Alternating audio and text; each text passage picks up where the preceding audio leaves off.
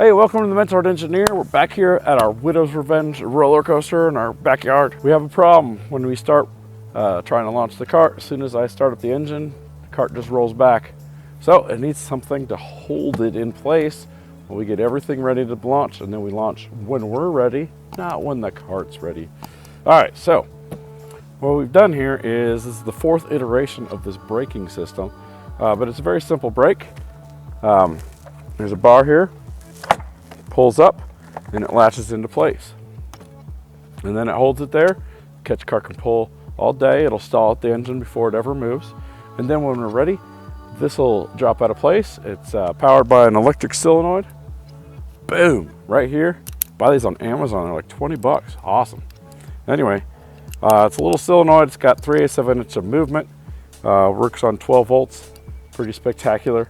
And it'll pull back. The board will drop out of the way and it'll launch.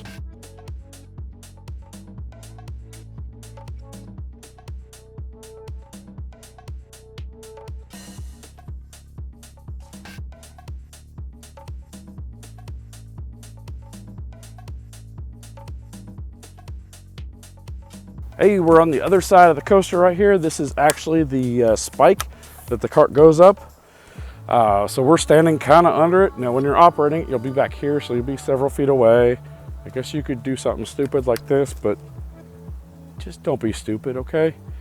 We stole a lot of what was on the Black Widow already and just repurposed it. So we have the same control box that controls when the motor comes on and goes off, and we have safety interlocks that we'll talk about in our next video. If you want to see the original Black Widow control system, I'll put it up on the screen here. So the changes we made were we changed how this is. We kept the same style of end caps, but what we changed was the width. The width I think was before like 8 inches or 9 inches, and now we've gone to 4 inches. And what that allows us to do is to speed up as we go. So we start off with an empty winch reel. We're going to pull fairly slowly, and then each successive wrap up, we're going to go faster and faster and faster, allowing us to build up speed in our launch, so that way it's not a huge jerk at the beginning, and you'll get up to a faster speed. So it's as close as I can get to a linear system like you would see on Top Thrill. All right, so the engine, we stole the engine from the other one. Why not? Not being used. We did space it out further here, and we changed how it tensions. Instead of tensioning by pushing down, we'd start with the lever up here and push down. Now we pull it up, which actually helps a bunch.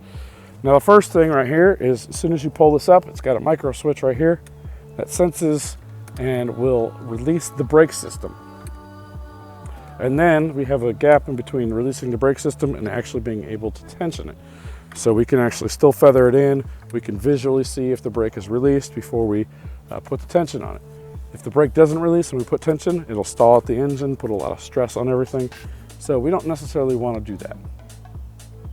Well, that's our drive system here, and let's try it out now.